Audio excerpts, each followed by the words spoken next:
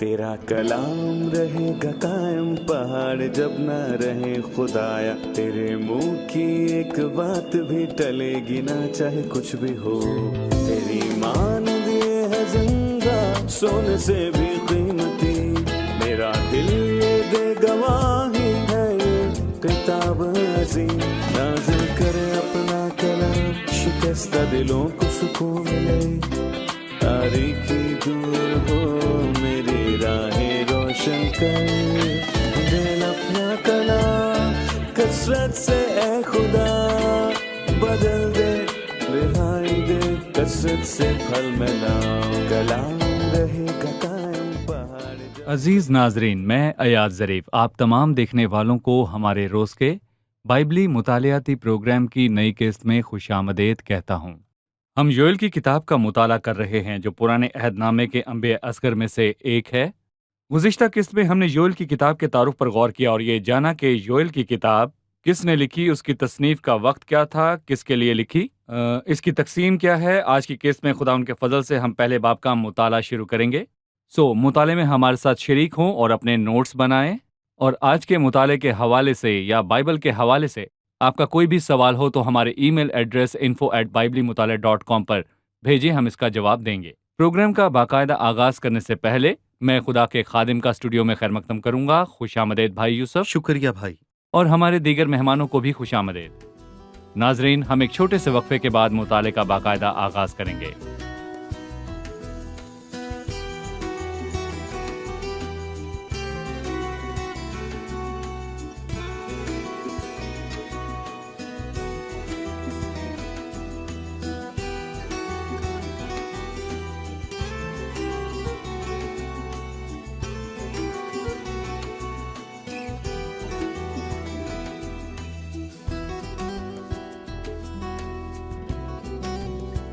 खुशामदीद भाई यूसुफ। शुक्रिया। हम पहले बाब पर पहुंच चुके हैं। पिछली किस्त में हमने किताब के तारुफ पर गौर किया और खुदावंद के फजल से आज मुताले का आगाज पहले बाब से करेंगे और मैं चाहूंगा कि आप हमें इसका उन्वान बताएं। देखें, पहले बाब का मौजू टिड्डियों की आफत और उसके असरात हैं। टिड्डियां आईं, लेकिन टिड्डियों से भी ज्यादा होलनाक एक चीज थी जो शाह असूर सनखरीब का लश्कर था, और दर हकीकत एक पिछली आफत थी जो गुजरी, जो कि टिड्डियों की खतरनाक आफत थी जिसने सब कुछ चट कर लिया।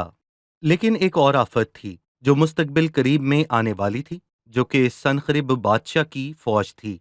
और आखिर में एक तीसरी आफत भी आएगी, यानी कि आखिरी जमाने के असूरी जो अब तक नहीं आए मगर कलीसिया के उठाए जाने के बाद आएंगे, और हम उनके मुतालिक दूसरे और तीसरे बाब में पढ़ते हैं। यहाँ वो टिड्डियों की आफत और उनके असरात के बारे में बताता है। ये तौबा की दावत है और हमारे आज के बाब का मौजू भी है, क्योंकि उन लोगों पर बड़ी तबाही आन पड़ी। क्या पहले बाब में कुछ बुनियादी नकात या अनासर मौजूद हैं जो इसकी तकसीम करते हैं? जैसा कि हमने कहा, वो टिड्डियों की आफत के मुतालिक पहली आयत में बयान करता है, फिर 13वीं आयत से वो तौबा करने और रोने की दावत देता है। और जैसा कि हमने पिछली किस्त में समझा, योएल पुराने अहदनामे का बपतिस्मा देने वाला है और वो तौबा पर किस तरह जोर देता है, जैसे यूहन्ना ने दिया। तौबा के मुआफिक फल लाओ, तौबा करो क्योंकि आसमान की बादशाही नजदीक आ गई है। यूहन्ना ने भी तौबा पर जोर दिया और योएल ने भी तौबा पर जोर दिया है। और दरअसल इंसान के ताइब होने से बढ़कर मैं कहूँगा कि खुदा के लिए और कुछ अहम नहीं। मसीह ने लूका 13 में कहा कि अगर तुम तौबा ना करोगे तो सब इसी तरह हलाक होगे। और पतरस कहता है कि वो किसी की हलाकत नहीं चाहता, और हर वो शख्स जो अपने गुनाहों में है कहेगा कि खुदा का शुक्र है कि वो किसी की हलाकत नहीं चाहता। लेकिन वो आयत के अगले हिस्से को पसंद नहीं करता, बल्कि ये चाहता है कि सबकी तौबा तक नौबत पहुंचे, और अगर तौबा नहीं है तो फिर हलाकत है। बस खुदा आदमियों को हर जगह हुक्म देता है कि तौबा करें। वो बड़ी पेशकश करता है खुदा जहालत के वक्तों से चश्मपोशी करके, और फिर वो एक होलनाक बात कहता है, क्योंकि उसने एक दिन ठहराया है जिसमें वो रास्ती से दुनिया की अदालत उस आदमी की मार्फत करेगा जिसे उसने मुकर्रर किया है, जो खुदावंद यीशु मसीह है। शुक्रिया भाई यूसुफ। हमने देखा कि इस बाब में बूढ़ों को खास तौर पर मुखातिब किया गया है। दूसरी आयत में लिखा है, ए बूढ़ो सुनो। اے زمین کے سب باشندوں کان لگاؤ۔ اور 5ویں آیت ہے، اے مت والو جاگو اور تم ماتم کرو، اے مے نوشی کرنے والو نئی مے کے لیے چلاؤ۔ 8ویں آیت، تم ماتم کرو جس طرح دلہن ٹاٹ اوڑھ کر ماتم کرتی ہے۔ 13ویں آیت، اے کاہنوں کمرے کس کر ماتم کرو، اے مذبح پر خدمت کرنے والو واویلا کرو۔ بھائی یوسف، پہلے باب میں مختلف طبقے کے لوگوں کو پیغام دیا گیا۔ آپ اس میں کیا دیکھتے ہیں؟ لوگوں کے کسی بھی طریقے کو چھوڑا نہیں گیا۔ بالکل جس طرح پولس رسول کہتا ہے، پس خدا آدمیوں کو ہر جگہ حکم دیتا ہے کہ توبہ کریں۔ چونکہ وہ ریاست کا نبی تھا تو شاید یویل کی معرفت صرف ریاست کے بوڑھوں اور اس ملک کے تمام باشندوں سے ہو، لیکن نئے عہد نامے میں پولس رسول کسی مخصوص ریاست سے نہیں بلکہ ہر طرف کے تمام لوگوں سے کلام کرتا ہے۔ اور میں کہوں گا کہ اس نے بوڑھوں سے شروعات اس لیے کی کیونکہ وہ دوسرے لوگوں کی بنسبت طویل العمر تھے، کہ اے بوڑھو، کیا تمہاری عمر میں ایسا کبھی ہوا؟ کیونکہ تم طویل العمر ہو، 60 70 یا تم میں سے کوئی 80 برس کے بھی ہیں۔ کیا تم نے کبھی اپنی تاریخ میں ایسا کچھ ہوتے دیکھا؟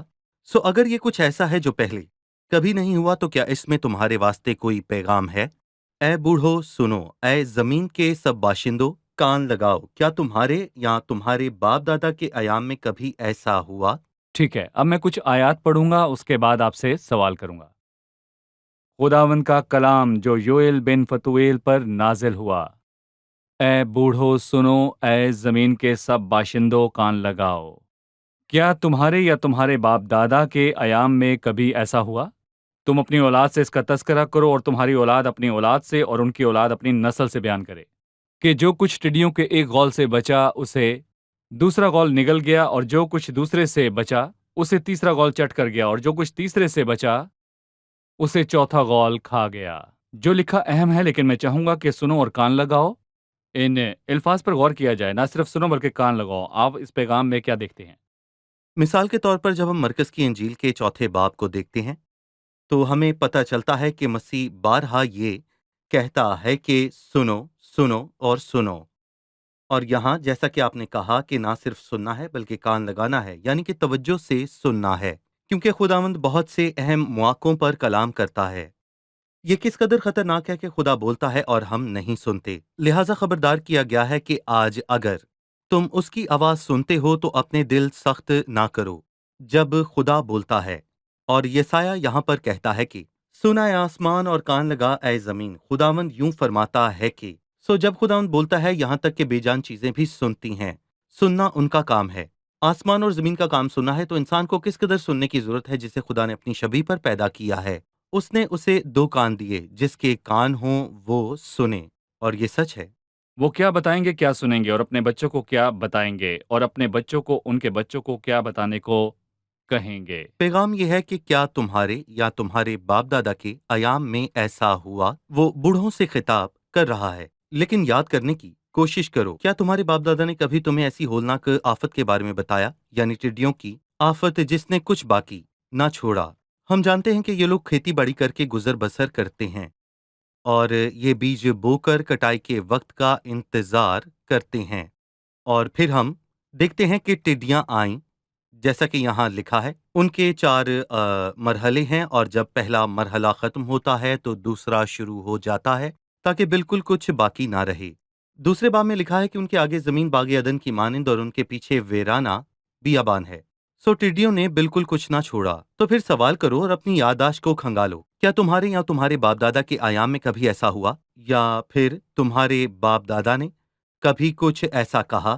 تو ٹھیک ہے، میں چاہتا ہوں کہ تم اپنے بچوں کو یہ بتاؤ، اور پھر وہ اپنے بچوں کو بتائیں، اور وہ اپنے بچوں کو بتائیں، اور اس طرح یہ 4 نسلیں ہوں جن کو سب پتہ ہو، تم اور تمہارے بچے اور تمہارے بچوں کے بچے اور تمہارے بچوں کے بچوں کی 4تھی نسل تک یہ باتیں بتائیں۔ خداوند خدا یوں فرماتا ہے، اور جب خداوند کلام کرتا ہے تو ہمیں سننا اور کان لگانا ہے۔ بھائی یوسف، کبھی کبھار بچوں کو تعلیم دیتے ہوئے اور ان تک پیغام پہنچاتے ہوئے ہمیں مشکل پیش آتی ہے۔ انہیں خدا کی محبت کی تعلیم دینا اچھا ہے، لیکن بہت بار ہم انہیں بتانا بھول جاتے ہیں کہ کلام فلاں عمل کے متعلق کیا کہتا ہے، وہ شرمناک ہے یا پھر گناہ۔ ہم اپنے بچوں کو چند کاموں سے منع کرتے ہیں کہ وہ شرمناک ہے، لیکن ہم انہیں کسی کام سے یہ کہہ کر نہیں روکتے کہ یہ گناہ ہے، اور خدا کو گناہ سے نفرت ہے۔ फलां काम मत करो क्योंकि बाइबल उसके मुतालिक ये कहती है। हम अपने बच्चों को ये नहीं सिखाते कि बाइबल क्यों किसी काम को करने या ना करने का कहती है। तो अगर हमें भी यहाँ सबक हासिल करना है तो हमसे क्या कहेंगे, बच्चों के लिए क्या हुक्म है? जी, ये बहुत अहम है। मुझे अच्छा लगा कि वो बूढ़ों से कहता है कि वो अपने बच्चों को बताएं, अपने बच्चों बच्चों के को। बच्चों को और चौथी नस्ल को बताएं। और इससे मुझे एक अजीम औरत की याद आती है, यानी नानी लुइस और माँ युकने, और उन दोनों ने अपने बच्चों या पोते तिमोथियस को सिखाया। सो तिमोथियस ने अपनी माँ और अपनी नानी से तालीम पाई, और ये बड़ी शानदार बात है कि वो उसे खुदा का कलाम सुना रहे थे। तू बचपन ही से उन पाक नविश्तों से वाकिफ है। बेशक मैं आपकी आवाज से आवाज मिलाता हूँ, और हर ईमानदार माँ और बाप को अपने बच्चों को बताना चाहिए। एक गीत है जो हम गाया करते थे कि अपने बच्चों को दीनदारी और शरीयत की तालीम दो। आप खुदा की उस शरीयत में कायम रहें, और आपके बच्चे इस बात को जानें कि कुछ बातों से खुदा खुश होता है और कुछ बातों से नाराज होता है। और अगर हम हिकमत रखते हैं तो हम उन बातों से दूर रहेंगे जिनसे खुदा नाराज होता है, जिससे अदालत आती है। और अगर मैं हकीम हूं तो मैं वही करूंगा जिससे खुदावंद खुश होता है। सो ये किरदार एक बाप का या बाप दादा यानी कि अबाव अजदाद का है जब तक मैं जिंदा हूँ, और मेरे यहाँ औलाद है और बच्चों के बच्चे हैं, और मुझे उन्हें ये बताना बहुत ज़रूरी है कि खुदावंद के जिंदा कलाम में क्या लिखा है। ठीक है, शुक्रिया भाई यूसुफ। अभी हम एक रिपोर्ट देखेंगे, फिर मुताले में मजीद आगे बढ़ेंगे। जो अपने बाप दादा से बढ़कर गुनाह करते हैं, उन्हें अपने बाप दादा की सजा से भी बड़ी सजा की तवक्को करनी चाहिए।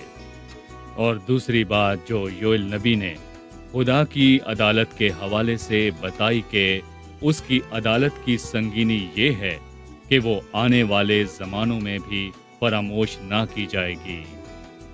खुदा की अदालत संगीन है क्योंकि माजी में उसकी मिसाल न थी और उससे आने वाले ज़मानों में भी फरामोश करना आसान ना था। खुदा ने टिड्डियों को लोगों को सजा देने को भेजा, और खुदा जिस कदर कमज़ोर वसाइल का इस्तेमाल करता है, उसी कदर एक तरफ इंसान की कमज़ोरी और दूसरी तरफ खुदा की ताकत का इजहार होता है।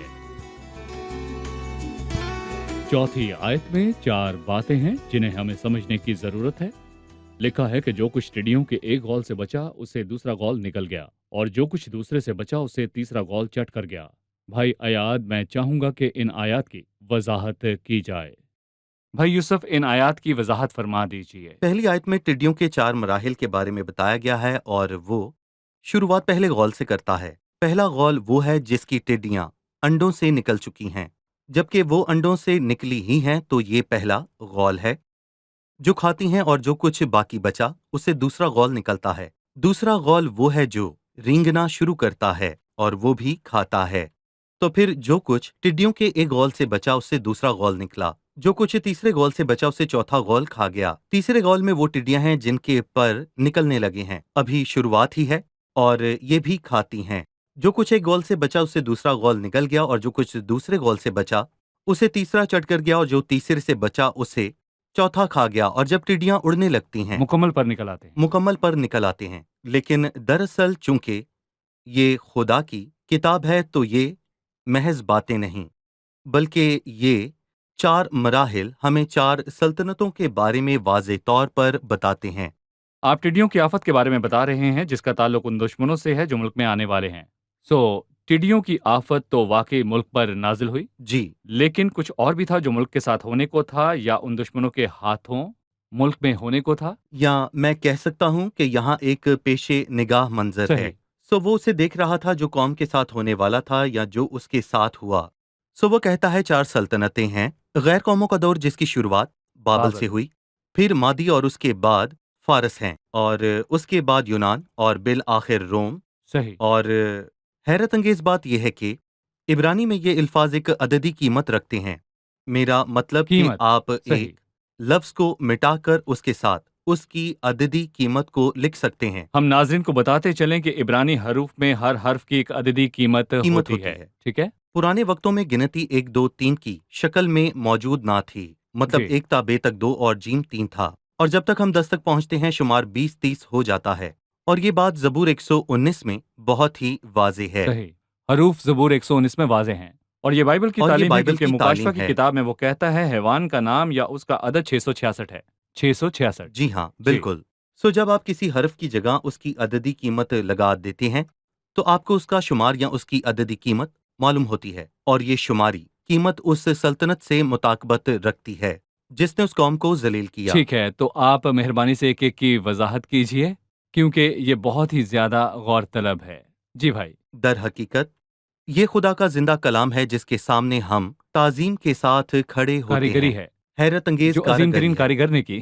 صحیح، بے ٹھیک ہے، شک۔ مثال کے طور پر مثال لفظ ہے دیجئے۔ پہلا غول، عبرانی میں یہ جزم ہے، جیم، زے اور میم۔ جیم کی عددی قیمت 3 ہے اور پھر زے اور میم ہے، اور ان کی عددی قیمت کا 50 بنتا ہے، اور میں کہوں گا کہ یہ 50 50 50 اور یہ 50۔ ترتیب بہت اہم ہے، معاف کیجیے گا چونکہ یہ معاملہ بہت حساس ہے، سو ہم چاہتے ہیں کہ ناظرین کو ان الفاظ کے بارے میں اچھی طرح پتہ چلے۔ ہم کہتے ہیں کہ عبرانی حروف جیسے الف بے جیم، ہم انہیں 1 2 3 4 5 6 7 8 9 گنتے ہیں، 7 8 9 10 20 30 جی 40 اور جی پھر ہاں 100 جی اور 400، 200۔ اس کا اختتام جی 400 پر ہوتا ہے جو کہ اگر جو ہم ہے۔ عبرانی کے حروف کو اس کی ترتیب کے مطابق دیکھیں تو 1 سے 9 10 20 30 100 تک، پھر 200 300 400، اور ہم ہر حرف کو عددی قیمت کے مطابق لکھیں تو ہمارے پاس ایک عددی قیمت آتی ہے۔ بالکل۔ جی آئیے ہم یہاں زبور 109 کی مدد سے اس کو سمجھتے ہیں۔ دیکھیں پہلے ہی لفظ میں جو جزم ہے، ہم نے دیکھا جیم کی قیمت 3 ہے، پھر جی زے کی قیمت 7 ہے کیونکہ یہ ترتیب میں 7ویں نمبر پر ہے، پھر میم ہے جس کی قیمت 40 ہے۔ 3 صحیح، 7 40 جمع کریں تو جواب کیا آئے گا؟ 50۔ 50 یہی تو ہم نے بتایا۔ ٹھیک ہے۔ تو پھر 50 کیا ہے؟ جی چونکہ نبوکت نظر نے ہیکل کو جلا ڈالا اور یروشلم کے جنگ کی تیسری لہر کو چھیڑ دیا، اور نبوکت نظر 3 مرتبہ آیا۔ پہلی بار اس نے لوگوں کے لیے جس میں دانیل بھی تھا، دوسری بار ان لوگوں کے لیے جس میں دانیل بھی موجود تھا، اور پھر تیسری بار بابل کی اسیری کی 3 لہریں تین ہیں۔ لہریں ہیں۔ اس نے تیسری لہر میں ہیکل کو جلا دیا۔ ہیکل کو جلانے سے لے کر سلطنت بابل کے گر جانے تک 50 برس ہیں۔ لہٰذا 50 پہلے دشمن 50 کا عرصہ جو کہ شاہ 50 بابل برس ہے، تھا۔ جو ٹڈیوں کے پہلے مرحلے کی عددی قیمت ہے، مطابقت رکھتا ہے، تو اور یہ کیا بائبل کی کاریگری تو ہے۔ کیا یہ الفاظ صرف الفاظ ہیں یا قابل احترام ہیں؟ اور ہم نہ صرف اس کی کاریگری کا احترام کرتے ہیں بلکہ اس کے روحانی مفہوم کا بھی۔ ٹھیک ہے بھائی یوسف، ہمیں باقی کے مراحل کے متعلق بتائیے گا تاکہ ہم انہیں ناظرین کے سامنے اسکرین پر چلا صحیح۔ سکیں۔ ٹڈیوں کا دوسرا غول، عبرانی میں اس کو اربا کہتے ہیں، الف بے رے اور ہے، اور اسی طرح اس کی عددی قیمت ہے۔ اگر آپ نہیں سمجھ پا رہے تو آپ زبور 119 کو دیکھیں، اس میں آپ کو اور ساتھ حروف ان کے ملیں گے اعداد۔ 1 2 3 4 10 تک، اور پھر 20 30 40 سے لے کر 100 تک، جب تک کہ آپ عبرانی حروف کے آخر تک نہیں پہنچ جاتے جو کہ 400 ٹھیک ہے۔ ہے، تو الف رے بے ہے 208 بنتا ہے۔ 208 کا عدد کیا ہے؟ 208 چونکہ فارسیوں نے کسدیوں کو شکست دینے سے لے کر سکندر اعظم کے فارسیوں کو شکست دینے تک یہ عرصہ 208 ہے۔ یہ اتفاق ہے؟ یہ 208 ہے، یہ اتفاق تو نہیں۔ اتفاق نہیں ہے، بلکہ یہ بائبل کی کاریگری ہے۔ اور اس کی جس نے یہ باتیں لکھی کیا وہ خدا خدا نہیں ہے؟ کی کتاب کے سوا دنیا کی کسی اور کتاب میں ایسی درستگی یا مہارت نہیں ہے۔ بالکل۔ ٹھیک ہے، جیسا کہ میں نے کہا، ہم بائبل کا مطالعہ کر رہے ہیں اور ہمیں قدم بقدم سیکھنے کی ضرورت ہے۔ جو باتیں آپ بتا رہے ہیں اہم ہیں، اور ہم چاہتے ہیں کہ ناظرین ہمارے ساتھ ساتھ چلیں۔ مہربانی سے ٹڈیوں کے 4 مراحل دوبارہ بتائیے گا، ان سب کی عددی قیمت بتائیے جو 4 دشمنوں سے مطابقت رکھتی ہے جو ان کے ملک میں آئے، ہمیں ایک ایک کر کے بتائیے گا۔ ٹھیک ہے، آئے ہم پہلے ٹھیک ہے، غول سے شروع کرتے ہیں۔ اس میں 3 حروف ہیں، جیم، زے اور میم۔ اس کی عددی قیمت جیسا کہ ہم نے بتایا 3 7 جمع 40 برابر 50 ہے، 50 ٹھیک اور ہم ہے، نے جانا کہ 50 برس کہاں شروع اور جی کہاں ختم ہوئے۔ صحیح، ٹھیک ہے، اگلا ہے دوسرا غول، عبرانی میں یہ اربا کہلاتا ہے، جس کا مطلب ہے بڑھنا یا کثیر ہو جانا۔ الف 1 رے 200 بے 2 اور ہے 5، اور اس کا مجموعہ جی 208 ہے۔ ٹھیک ہے، ہم نے جانا کہ 208 کی شروعات سلطنت بابل کے گرنے، اور یہ سلطنت بابل کے جی ہاں گرنے سے بالکل، ہوئی، اور یعنی سکندر اعظم کے داخلے اور شکست دینے پر اختتام جی ہوا۔ صحیح۔ صحیح، آئیں تیسرے غول کی طرف چلتے ہیں۔ یہ یل کہلاتا ہے، یہ لام کاف۔ اس کا مطلب چاٹنا ہے، اور اس کی عددی قیمت 10 جمع 30 جمع 100 یعنی کہ 140 بنتی ہے۔ 140 کیا ہے؟ یونانیوں کی 330 قبل از مسیح میں فتح سے لے کر انتخس اپیفینس کے 190 قبل از مسیح میں روم کے ہاتھوں شکست تک 330 سے 190 کا فرق ہے۔ 140 برس تک یہ تیسرا مرحلہ ہے۔ جی ٹھیک صحیح، ہے۔ آگے بڑھیں۔ جی جی چلیے، صحیح۔ چوتھے مرحلے میں چوتھا غول آتا ہے۔ عبرانیوں میں یہ حسیل ہے، ہے، سین، یہ اور لام، جس کا مطلب ہے تباہ کرنے والا، جس کی عددی قیمت، جس کا مجموعہ 108 ہے، یعنی کہ 30 جمع 10 جمع 60 جمع 8، یہ 108 برس ہیرودیس اکبر کے دور سے ہیں، جو کہ 38 قبل از مسیح سے لے کر تیتس رومی تک ہیں، اور میں کہوں گا جنہوں نے آ کر 70 عیسوی میں شہر کو برباد کیا۔ عرصہ 70 108 عیسوی۔ برس ہے، جو کہ چوتھے مرحلے میں ہے، اور میں کہوں گا کہ یہ وہ خدا کا کلام ہے جس جی پر ہم بالکل صحیح۔ یقین رکھتے ہیں اور اس کا احترام اور قدر کرتے ہیں، اور نہ صرف احترام اور قدر صحیح۔ کرنا ہے بلکہ اسے ماننا ہے۔ لیکن تیرا حکم نہایت وسیع ہے، میں نے دیکھا کہ ہر کمال کی انتہا ہے، لیکن تیرا حکم لیکن تیرا حکم نہایت نہایت وسیع ہے۔ وسیع ہے۔ ہر ایک جو کہتا ہے کہ یہ کتاب تبدیل ہو چکی ہے، اسے اس کے جیسی دوسری کتاب لا کر دکھانا ہوگی جس میں ایسی ہی الہی مہارت اور درستگی اور کاریگری واضح ہو جو کہ سب سے بڑے کاریگر اور کی انگلیوں کے نبوتیں نشان ہے۔ اور خدایا، ہمارے خداوند پاس آپ کو بہت برکت بڑی دے بھائی بھلائی ہے، یوسف، خدا کا شکر ہے۔ اور خدا ان کا شکر ہے کہ اس نے ہمیں بائبل سیکھنے کا موقع فراہم کیا، اور امید ہے کہ ناظرین نے آج کی قسط سے استفادہ حاصل کیا ہوگا اور انہیں فہم اور سمجھ حاصل ہوئی۔ ہم قسط کے اختتام پر پہنچ چکے ہیں، لیکن کتاب ابھی شروع ہوئی ہے۔ ہم اس کے پہلے باب پر ہیں، لیکن اب ہم مہمانوں سے ان کی رائے جانیں گے۔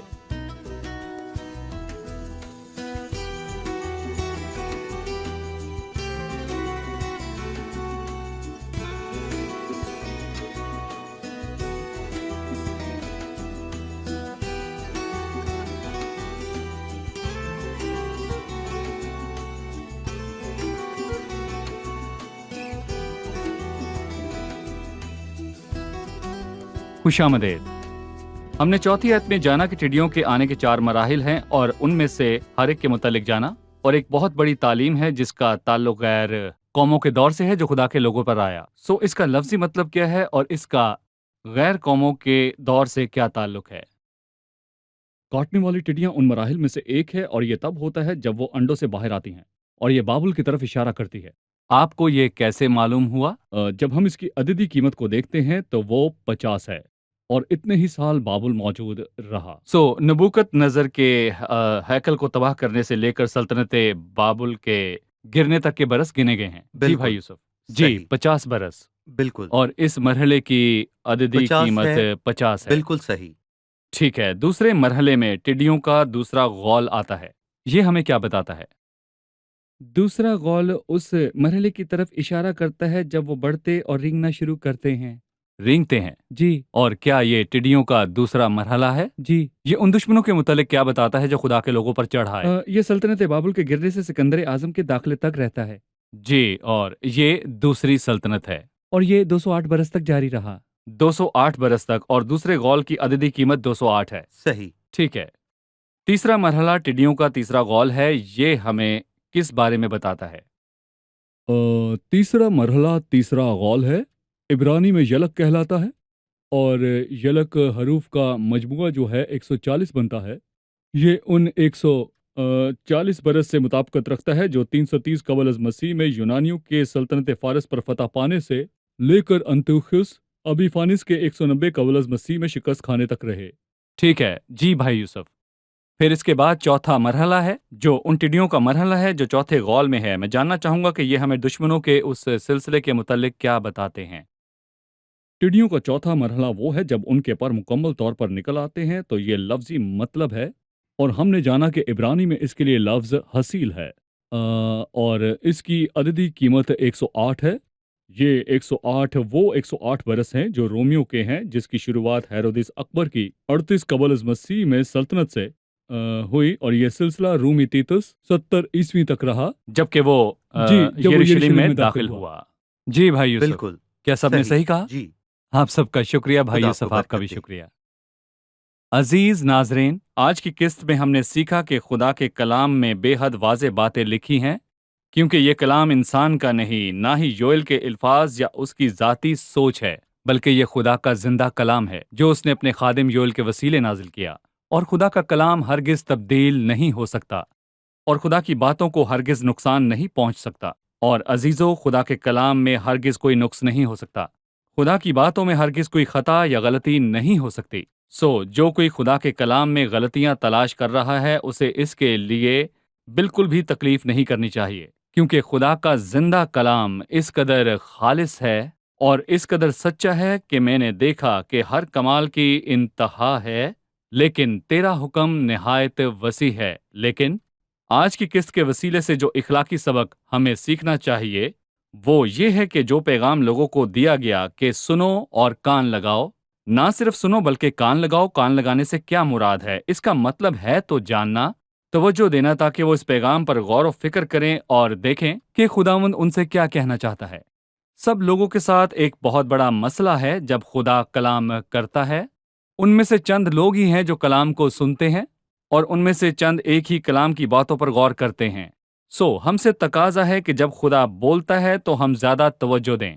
ناظرین، آج کی قسط میں ہم نے جو بیان کیا وہ خدا کے الفاظ ہیں، خدا کے الفاظ جو کہتے ہیں کہ بدی کے بیج کی کٹائی کا وقت بھی ہے اور بدکرداری کی سزا بھی ہے، اور جب قوم نے خدا ان کے خلاف گناہ کیا ان پر عدالت آن پڑی۔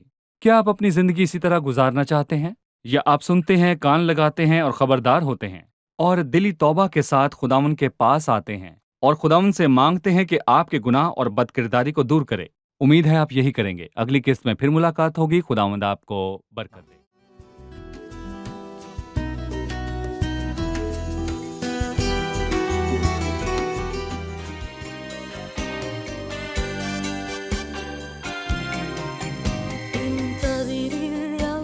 فلم يخجل من نظر إليه ولم يفشل، فالوجه أنار ورفعه وأعطى بفيض من يسأل. انتظر الرب يا نفسي، يسوع قريب يميل إليك ويسمعك كذاك يجيب. انتظر الرب وأناته، تنالي فيض بركاته، في وقته حتما سوف يجيب. طلبة بر في صلاته، انتظر الرب يا نفسي، يسوع قريب يميل إليك ويسمعك كذاك يجيب.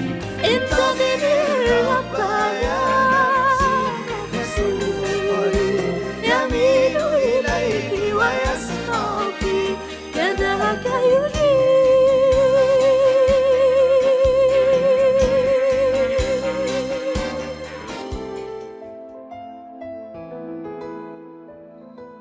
تیرا کلام رہے گا قائم پہاڑ جب نہ رہے خدایا، تیرے منہ کی ایک بات بھی ٹلے گی نہ چاہے کچھ بھی ہو۔ تیری مانند یہ ہے زندہ سونے سے بھی قیمتی، میرا دل یہ دے گواہی ہے یہ کتاب عظیم۔ نازل کرے اپنا کلام، شکستہ دلوں کو سکون ملے، تاریکی دور ہو میری راہیں روشن کر، دل اپنا کلام کثرت سے اے خدا بدل دے، رہائی دے کثرت سے پھل ملاؤ۔ کلام رہے گا قائم پہاڑ جب نہ رہے خدایا، تیرے منہ کی ایک بات بھی ٹلے گی نہ چاہے کچھ بھی ہو۔